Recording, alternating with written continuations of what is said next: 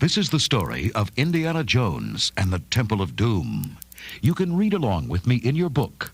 You will know it is time to turn the page when you hear the bullwhip crack like this.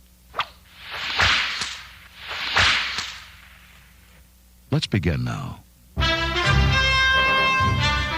Adventurer Indiana Jones normally didn't wear a tuxedo, but the Chinese gangster Lao Che had chosen a fancy Shanghai nightclub for their meeting. Lao's girlfriend, Willie Scott, eyed Jones with interest, but he was in no mood for romance. This was business, deadly business. The crime lord tossed gold coins and a huge diamond onto the table. I know you have found the ashes of my ancestor for me, Dr. Jones. Give them to me, now. Indy pulled a jade box from his pocket and handed it over. Let's make a toast, Lal. To me, never working for you again. As Indy drank his champagne, Lao gave an evil laugh. You've been poisoned, Dr. Jones. I have the antidote here, but it will cost the diamond and gold I just gave you. Indy threw his drink into Lao's face and lunged across the table. But the antidote bottle tumbled to the floor, and Willie picked it up.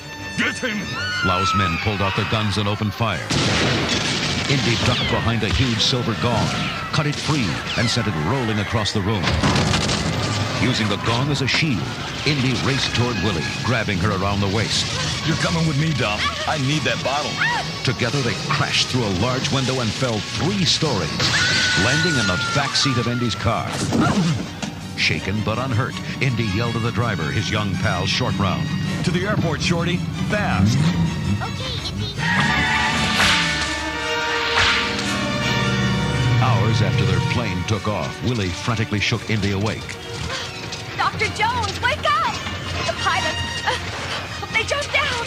Nobody's driving, no fuel left. Do something! Quickly, Indy searched the falling plane. No more parachutes.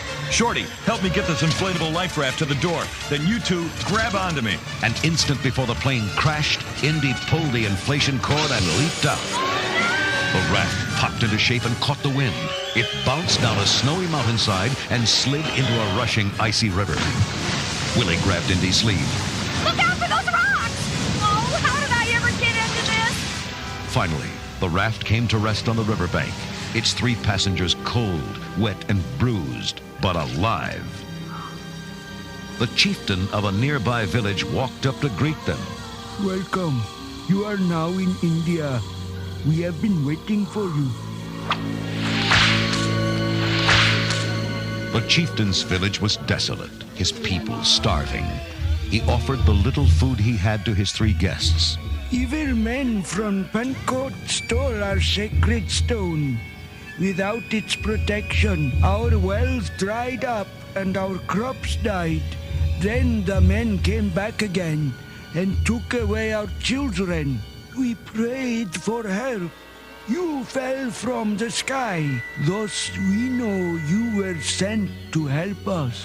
Indy looked at the misery around him. I'll do what I can. Early the next morning, the adventurers set off for Pankot.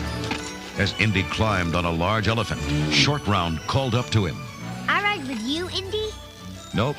We got an elephant over there, just your size. Shorty couldn't believe his luck. He scratched the little animal fondly behind the ear. Indy's taking me to America. You come with me, baby elephant. Maybe we get a job in the circus. That night, they made camp by a muddy river. Willie noticed Indy examining a scrap of antique parchment. What's that? One of the village kids escaped from Pankot and brought this back. It shows a Hindu god giving 5 magical stones to Sankara, one of India's ancient holy men. Magical stones, huh?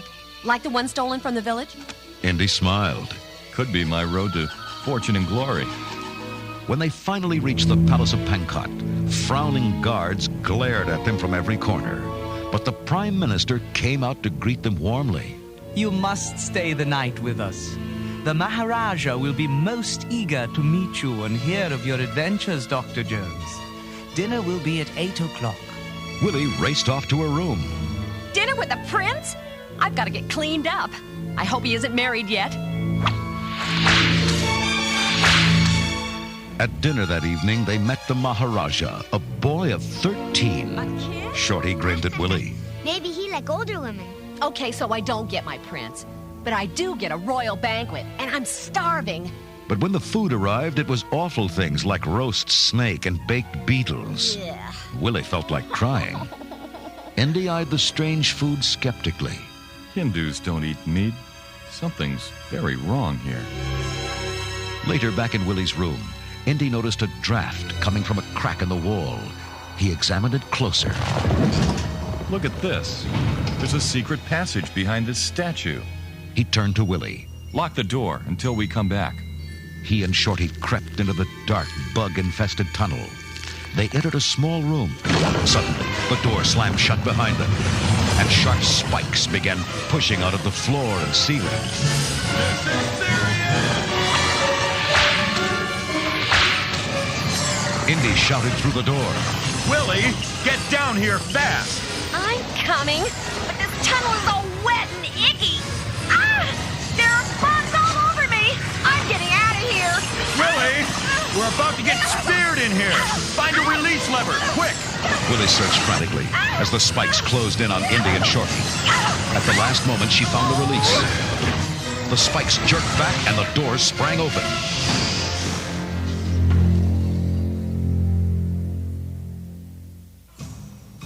Drawn forward by a weird chanting, the three cautiously entered a tremendous temple cut out of solid rock.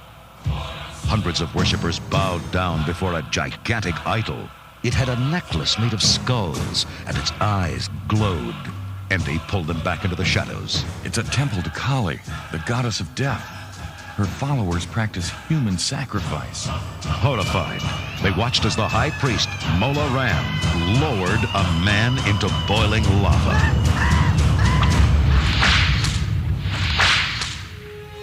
While the worshippers were leaving, Indy looked closer at the repulsive idol. There, at her feet, 3 of the magic Sankara stones, and 1 is the village's. I'm not leaving without them. Indy used his whip to swing across the lava pit and quickly stuff the mysteriously glowing stones into his shoulder bag. Then he noticed a tunnel behind the statue. He peered in. It's a mine, and those workers, they're the village children. Indy attacked the guards, but he was outnumbered and quickly captured. He was chained to a rock in the high priest's chamber, where he saw Shorty, Willie, so they captured you too. Mola Ram forced a bubbling, smoky liquid down Indy's throat. From now on, all your thoughts will be of Kali, Dr. Jones. The blood of Kali will make you quite happy to be her slave. The potion worked. A cold, evil look entered Indy's eyes. At a gesture from Mola Ram, his chains were unlocked. He followed the priests back into the temple, where he watched them lead Willie to a metal sacrificial frame. Indy, help me! They want to drop me into that lava as an offering to Kali! Indy gazed at her unfeelingly, then began to help the priests strap her down. Short Round was thrown into the mine to work with the other children. There, he learned that the spell of the potion could only be broken by the pain of fire. Then I can make Indy be himself again. I got to escape. When his guard wasn't looking, he darted away and scrambled up a ladder into the temple. There he saw Willie being lowered into the lava pit while Indy watched, smiling. Indy, no! You got to wake up! Shorty grabbed a torch and jammed it into Indy's side. The evil look in his eyes faded and was gone. Thanks, Shorty. I'm okay now. Indy battled his way to the guard, lowering Willie into the lava, knocked him off the platform, and pulled her back up. Then he grabbed up the villager's stone. Come on, Shorty, follow us. Punching priests left and right, he led them back into the mine. We're going to set all these kids free. Indy knocked out a guard and used his keys to free the children. As they fled the mine, a 7-foot guard suddenly attacked Indy. Fiercely, Indy battled the giant, but his blows had no effect. Then, Mola Ram appeared with more guards, firing guns. Indy yelled to Willie and Shorty, Get into a mine car. We'll escape that way. He finally tripped the giant and leaped into the mine car with his friends, just as it whizzed away into a tunnel.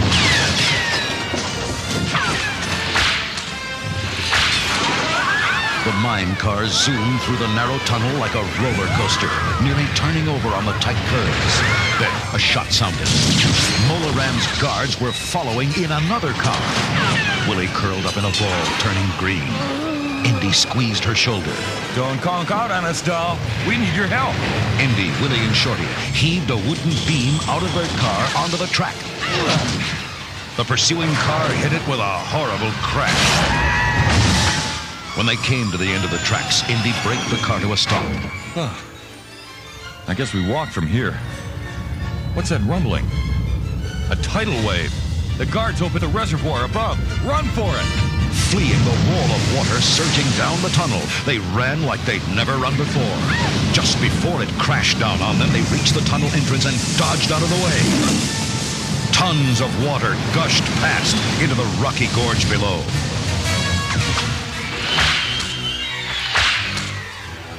Their only escape route was an ancient rope bridge spanning the gorge.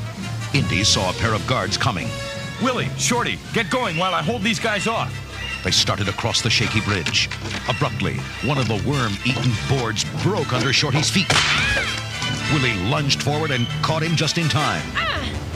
They continued carefully. But when they finally stepped off the bridge, Mola Ram appeared and captured them. Indy had overcome the guards and was halfway across the bridge when he saw his friends captured. Then, more guards appeared behind him. He was trapped. Mola Ram walked out onto the bridge. The stones are mine. Give them to me. Indy grinned at him. Come and get them. Swinging his sword with all his might, he cut the ropes, shearing the bridge in two. Indy grabbed a rope and swung to safety as Mola Ram and his evil guards fell toward the hungry crocodiles below.